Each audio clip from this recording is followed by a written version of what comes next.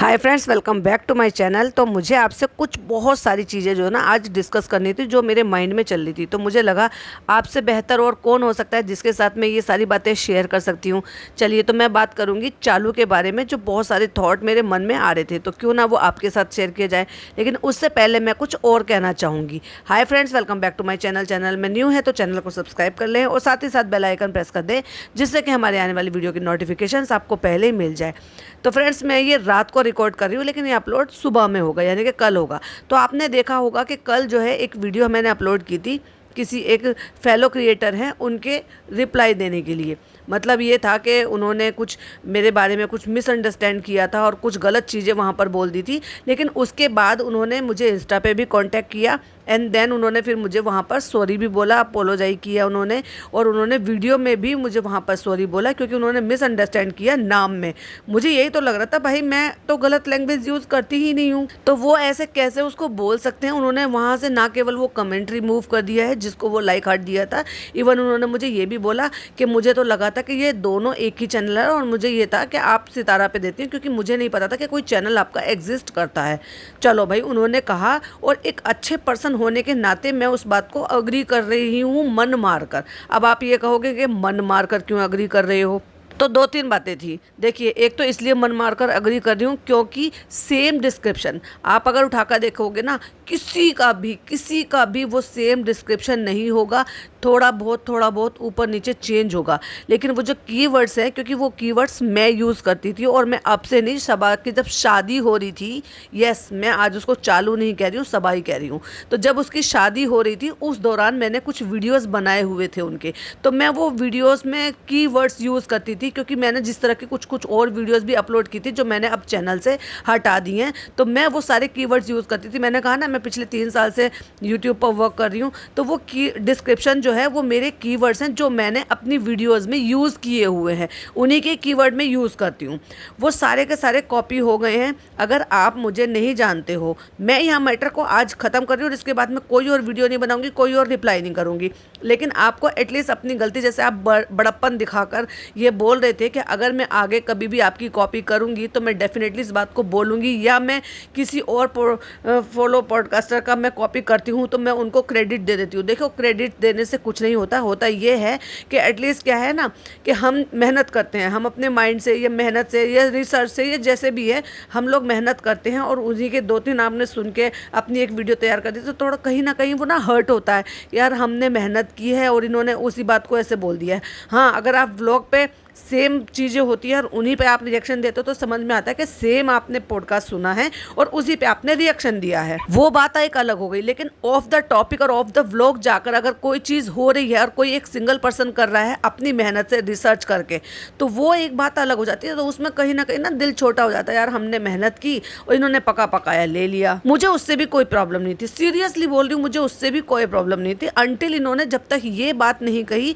कि मैं abusing language use करती हूँ, मेरी लैंग्वेज बहुत गंदी है, मैं गंदे तरीके से पॉडकास्ट बनाती हूँ। उससे क्या होता है कि अगर कोई मेरे भी फॉलोअर होंगे या मेरे पॉडकास्टर होंगे, या फिर उनकी वो वीडियो सुन के कोई अगर मेरे चैनल पर आएगा, मुझे गलत कमेंट करेगा, या फिर वो मुझे इस तरह से गलत तरीके से समझेगा कि ये तो ख़राब लैंग्वेज यूज़ करती है, ये सही लेडी नहीं है, तो उससे क्या है, मेरी इज्जत ख़राब होती है। तो ये एक रीज़न था कि मुझे उनसे, मेरे पास कोई और कांटेक्ट करने का ज़रिया नहीं था, और मैं क्यों करूँगी, मैं अपने चैनल पे बनाऊँगी। उन्होंने कहा, एक तरफ तो वो कह रही है कि वो मुझे फॉलो नहीं करती है, मैं उनकी फीड लाइन में भी नहीं आती हूँ। मतलब उन्होंने कहा कि वो मेरी लाइन में भी नहीं आती। एक्चुअली उसको लाइन नहीं कहते, उसको फीड कहते हैं, कि वो मेरी फीड में भी नहीं आती।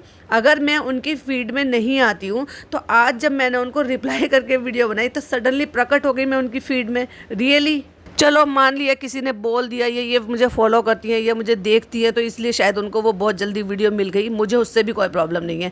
उन्होंने 2-3 बातें बोली। एक, वो डिस्क्रिप्शन वाली बात कि मैंने इससे पहले कभी आपका वीडियो ना देखी है ना सुनी है, लेकिन फिर भी मेरा डिस्क्रिप्शन बिल्कुल कॉपी है, जिसके मैंने स्क्रीनशॉट भी लगाए थे और आपने देखे भी थे, डिक्टो कॉपी है। ना केवल हैशटैग, इवन जो कॉमा लगा के हम कीवर्ड यूज़ करते हैं वो कीवर्ड्स भी। तो ये कैसे पॉसिबल है? देखिए, किसी भी यूट्यूबर्स के नाम से जो भी हैशटैग हैशटैग्स हैं वो कॉपी करने की बड़ी बात नहीं है, उसको मैं नहीं भी बोल रही हूँ, लेकिन जो कीवर्ड्स होते हैं ना वो होते हैं जो हम यूज़ करते हैं। जैसे वहाँ पे आपने देखा था सबा की शादी, चैलेंज की तैयारी और ये मतलब ऐसे बहुत सारी चीज़ें हैं।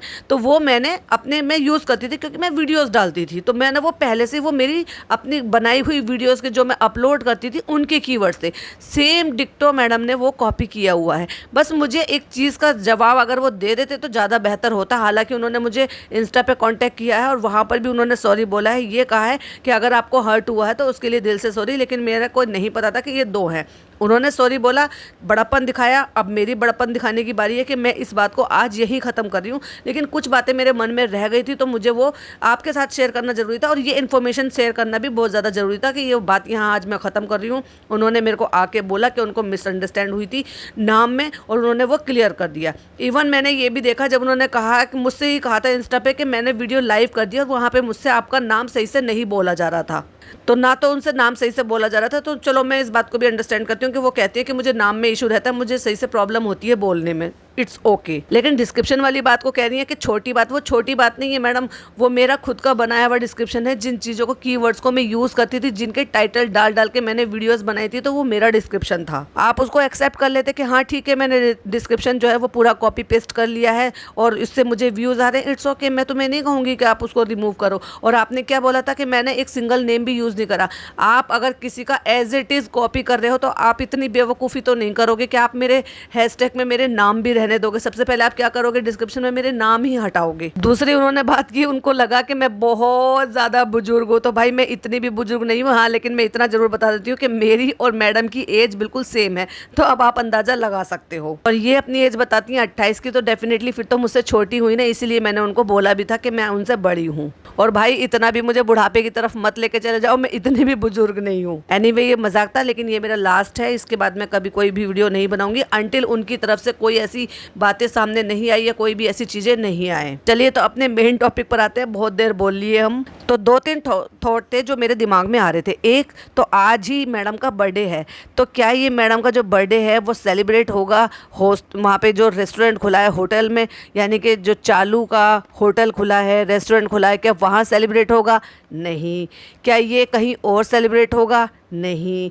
जितना मेरा दिमाग कहता है या मैं जितना इन लोगों को जानती हूँ, मुझे ऐसा लग रहा है कि 90% चांसेस जो है घर पर सेलिब्रेट करने के होंगे, क्योंकि इतनी जगह यहाँ पर नहीं है कि ओपनिंग से पहले, हो सकता है ओपनिंग आज हो भी गई हो, क्योंकि ओपनिंग संडे को होने वाली थी और आज ही हो सकता है ये जो व्लॉग है ना, चालू का भी व्लॉग आज ही आ जाए। क्योंकि हमने चालू की एक रील देखी थी जिसमें वो बड़ा ही अच्छा हैवी सा सूट, एक स्काई ब्लू कलर का सा सूट था, फिरोजी सा सूट, वो पहनकर बैठी हुई थी, जो बेडशीट बिछा रही थी। एक रील डाली थी उन्होंने प्रमोशन की, लेकिन एक रील बनाने के लिए या फिर एक बेडशीट बिछाने के लिए कोई इतना हैवी सूट नहीं पहनेगा, तो उन्होंने वो हैवी सूट पहना हुआ था।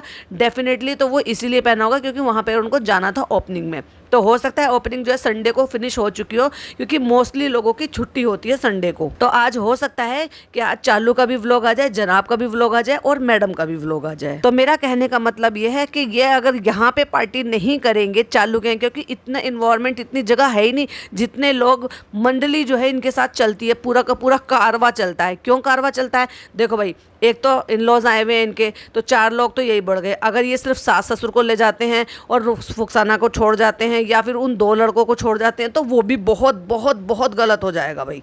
मेरी नज़रों में तो वाकई में बहुत गलत होगा कि अगर इस मौके पर भी कि पार्टी करने के लिए इस तरह से जा रहे हो तो उनको छोड़ दें। तो इतने सारे लोग तो ये हो गए यहाँ पर, प्लस अम्मी की फैमिली हो गई। अम्मी की फैमिली में वो 3 लोग, यानी कि पिज़्ज़ा नाना और अम्मी हो गए, फिर ऊपर वाले लोग हो गए। और ये कैसे हम भूल जाते हैं कि जनाब के 3-4 फ्रेंड्स अपने भी हैं, जैसे कि वो प्रतीक भाई हो गए, जैसे कि उनके हेयर ड्रेसर हो गया, जैसे कि वो दूसरा एक और लड़का है जो मोमडन है वो हो गया है, जैसे कि जनाब के चंगू मंगू हो गए हैं। चंगू मंगू से याद आया, ये चंगू मंगू वर्ड भी मेरा ही है, क्योंकि हमारे यहाँ एक कहावत है, हमारे एक अंकल रहते थे, मतलब मेरे दादा के एक दोस्त थे, उनको हम बाबा कहते थे, तो वो जो है ना ये चंगू मंगू वो बोलते थे, क्योंकि उनके यहाँ पे थे 2 दोस्त जिनके नाम चंगू मंगू थे। तो उनके चंगू मंगू भी हो गए, मैडम का परिवार हो गया, प्लस मैडम की मम्मी हो गई, देव भैया हो गए, पापा हो गए। तो ये इतने सारे लोगों को मुझे नहीं लगता कि ये सब को रेस्टोरेंट में कहीं पर बाहर लेकर जाने वाले हैं। तो अब बारी आती है कि भाई अब ये बात आती है कि अगर वहाँ नहीं मनाएंगे, चालू के रेस्टोरेंट में नहीं मनाएंगे तो ये फिर कहाँ मनाएंगे, और बर्थडे मनाना भी ज़रूरी है। तो जहाँ तक मेरा दिमाग कहता है या मैं इनको समझ पाई हूँ, मुझे ऐसा लगता है 90% चांसेस ये है कि ये इसको घर पर सेलिब्रेट करें। अब उसके दो ऑप्शन हो सकते हैं। अगर ये घर पर सेलिब्रेट करेंगे तो खाना जो है वो वहाँ से बनकर देग में आ जाएगा। जैसे छोटी छोटी देग होती है ना, रेस्टोरेंट से बनकर आ जाती हैं, जो 10 किलो की 20 किलो की देग होती हैं। तो एक कौरमा आ जाएगा, बिरयानी आ जाएगी, बहुत ज़्यादा हुआ तो मैडम जो है जर्दा भी बनवा लेंगी या बना लेंगी, नान रोटी आ जाएंगे। तो ये सारा खाना, कुछ 1-2 स्टार्टर आ जाएंगे। तो ये सारी पार्टी जो है बिना मेहनत के घर पर आराम से हो सकती है, और वो भी अपने कंफर्ट जोन में रहकर, और फिर किसी को छोड़ना भी नहीं पड़ेगा और बहुत ज़्यादा कॉस्टली भी नहीं पड़ेगा, और वही केक सेरेमनी भी हो जाएगी, जहाँ तक मुझे ऐसा लगता है। दूसरा तरीका फिर ये है कि रेस्टोरेंट से, इनके रेस्टोरेंट से खाना नहीं आकर वो बाहर से कहीं वो पिज़्ज़ा, बर्गर, नूडल्स जिस तरह के भी वो मंगाती हैं ये करेंगे। पर उसके चांसेस मुझे कम लगते हैं, क्योंकि अब तो इनके पास ये बहुत बहुत बहुत अच्छा सा मौका है, और बहुत ही अच्छा सा जो ना अब ये एक ऑप्शन भी है कि भाई वहाँ से खाना बन जाएगा, और वो भी नॉन वेज बन जाएगा और बढ़िया तरीके से बन जाएगा, जिसको बड़े ही आराम से लोग खा सकते हैं। क्योंकि उसके टेस्ट को अभी इन लोगों ने टेस्ट भी कर लिया है, अप्रिशिएट भी कर लिया है। तो जैसे ऑर्डर देकर आप दूसरों से बनवा सकते हो, तो भाई अपने रेस्टोरेंट से ही क्यों नहीं बनवा लिया जाए। तो जहाँ तक मुझे ऐसा लगता है, अब हर बर्थडे पर ऐसे ही हुआ करेगा कि खाना वहाँ से बनकर आ जाया करेगा, और यहाँ पे केक सेरेमनी हो जाया करेगी, और खाना जो है वो होटल से ही बुक होकर बनकर आ जाया करेगा मेन्यू देने के बाद। आपको क्या लगता है, प्लीज़ मुझे ज़रा कमेंट में ज़रूर बताइएगा, क्योंकि मुझे बड़ी क्यूरियोसिटी रहती है कि मेरे सब्सक्राइबर या जो मेरे फॉलोअर्स हैं उनका क्या मानना है, वो क्या चाहते हैं या वो क्या कहना चाहते हैं, या उनकी ओपिनियन क्या है, क्या वो मेरे से मैच होती है, या उनके मन में भी कोई ऐसे थॉट आए थे। अब बात आ जाती है कि मेरी एक सब्सक्राइबर ने मुझे पूछा था कि ये चॉकलेट का क्या कर रही है और ये इतना क्यों बना रही है, और ये क्या इतना नहीं कर सकती थी कि हैम्पर बनवा लेती। भाई बिल्कुल वो हैम्पर बनवा सकती थी, क्योंकि अभी रिसेंट हमने देखा था कि एक उन्होंने स्टोरी रीशेयर की है, कोई एक स्मॉल बिजनेस वाली एक लेडी हैं जो उनका यही काम है कि होममेड चॉकलेट्स बनाती हैं वो, और इस तरह से सेल करती हैं। अगर ये किसी को एक तरीके से सो कोल्ड एक वो दे देते, क्या बोलते हैं उसको, मन में मतलब माइंड में बात नहीं आ रही, ऑर्डर, मतलब वो ऑर्डर दे देते, तो वो बहुत ही इनको रीज़नेबल कॉस्ट में इन सबको तैयार करके दे देती, तो ना केवल इनको मेहनत करनी पड़ती। अब देखो ये लेकर आई है डलिया, आपने देखी थी ना वो जो स्टिक किसी बनी हुई थी, डलिया बनी हुई थी बुनी हुई जैसी, तो वो ये पहले इसने सिलेक्ट किए थे वो बॉक्सेस, जो कागज़ के बॉक्सेस होते हैं ना, बड़े खूबसूरत से प्रिटी से लगते हैं, उसमें लिखा हुआ भी होता है, और उसमें एक तरफ ना प्लास्टिक की शीट, ट्रांसपेरेंट शीट लगी होती है, जिसमें से वो आपको चॉकलेट रखी हुई दिखाई दे जाती है, और कुछ वो घास फूस सी भी होती है जिसमें उसमें भर देते हैं।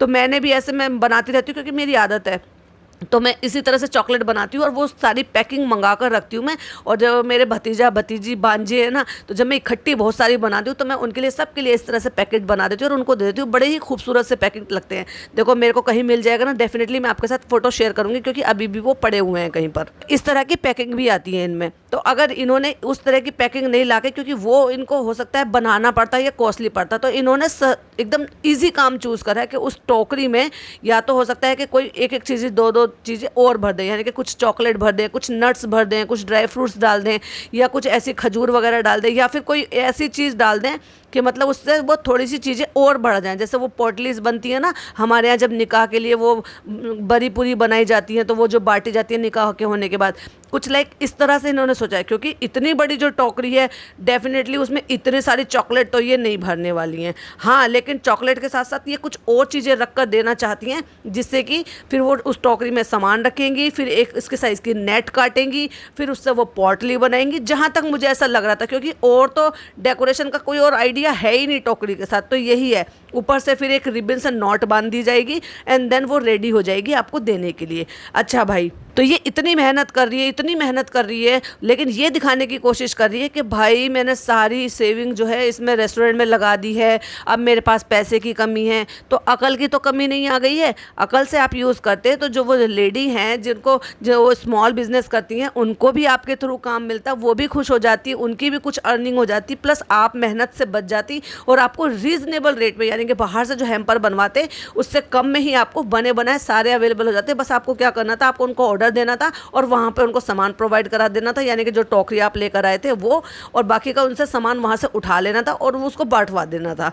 तो ये ना केवल आपका काम आसान हो जाता, प्लस आपकी वजह से किसी को जॉब मिल जाती, काम मिल जाता, मतलब वो ऑर्डर मिल जाता। तो ये ना करके ये क्या करेंगी, सबको बिठा लेंगी, पिज़्ज़ा को, नान को, फुकसाना बाजी को, बोरा को, कृष्णा को, अपनी सास को, अपनी अम्मी को, सबको बिठा लेंगे और सबके साथ मिलके ये सारे काम करवाएंगी। तो हो गया ना, टाइम भी वेस्ट और मनी भी वेस्ट, यानी कि तुम पैसा तो लगा ही रहे हो तो कितना ही बचा लोगे अगर आप किसी का इतना कीमती टाइम को अगर आप इस तरह से वेस्ट कर रहे हो। पढ़ने वाले बच्चे हैं भाई, वो हाई स्कूल में आ गया है, वो कोचिंग, स्कूल, ट्यूशन, वो सब जगह जाता है, कुछ टाइम उसको आराम को भी चाहिए, उसकी पढ़ाई के लिए भी टाइम चाहिए। और सेम कंडीशन उस लड़की के साथ है। पिज़्ज़ा का रिजल्ट आपने देख ही लिया था, लेकिन चलो उन दोनों को भी निकाल दो, तो उसके अलावा भी जो भी लोग हैं वो दोनों बुजुर्ग हैं भाई, इनके मम्मी हो गई और इनकी अम्मी हो गई, दोनों, वो भी कब तक कितना काम करेंगी। लेकिन इसने दिमाग से अगर काम किया होता तो ये काम ये बहुत ही आसानी से कर सकती थी किसी और के थ्रू।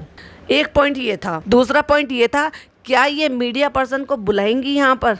मुझे जो लग रहा है बिल्कुल बुलाएंगी, क्योंकि ये बहुत अच्छा मौका है बिना वजह की भी पब्लिसिटी करने का। और यही वजह है कि ये इतनी जद्दोजहद में लगी हुई, ये पार्सल बनाना, ये बनाना, हैम्पर बनाना, ये इसीलिए है कि तो जो लोग वहाँ पर आएंगे, जितने भी लोग वहाँ पर आएंगे, उनको देने के लिए हो जाएगा कि ये हमारी तरफ से रिटर्न गिफ्ट हो गया, सो कॉल्ड जैसे भी हो गया। वो उसमें चॉकलेट भरेगी और जो भी कुछ सामान रखेगी वो तो उसी टाइम पता चलेगा, तो ये रिटर्न गिफ्ट हो गया। प्लस मीडिया पर्सन आएंगे तो ये बात हो जाती है ना, मैडम की जनाब की बहन ने खोला रेस्टोरेंट, हुई ओपनिंग, तो ये बड़े बड़े टाइटल जो है ना, ये हर एक पेपराजी के साथ चले जाएंगे। पेपराजी लोग तो ये क्या करते हैं भाई, उनको इस तरह के सेंसेशनल खबर चाहिए होती है, और अगर उनको वो न्यूज़ दे दी जाती है, उनको बता दिया जाता है, एड्रेस दे दिया जाता है, वो हर जगह पहुंच जाते हैं। तो भाई आप ये सोच कर देखो, जब इनके रिसेप्शन में उन्होंने सबको बुलाया था, तो क्या आपको ऐसा लगता है कि अगर ये भाई से कहेगी तो वो मीडिया पर्सन को नहीं बुलाएंगे अपनी ओपनिंग में और उसको ग्रैंड बनाने के लिए?